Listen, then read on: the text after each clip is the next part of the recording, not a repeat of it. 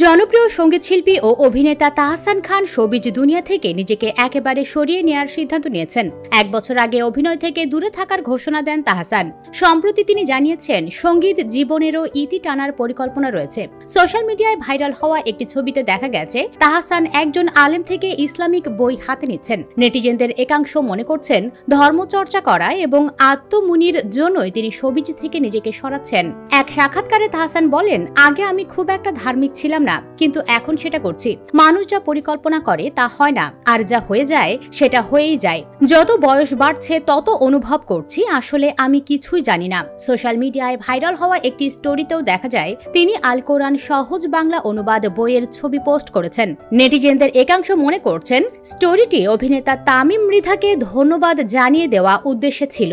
এক বিশেষ সাক্ষাৎকারে তাহসান হোয়াটসঅ্যাপে জানিয়েছেন তিনি চান মানুষ ধীরে ধীরে তাকে ভুলে যাক। তিনি বলেন, বিনোদন অঙ্গনের আড্ডায় আমি আর নেই, এটাই আমার শেষ সাক্ষাৎকার। অন্য কিছু পরিকল্পনা আছে, কিন্তু সেগুলো একান্তই ব্যক্তিগত।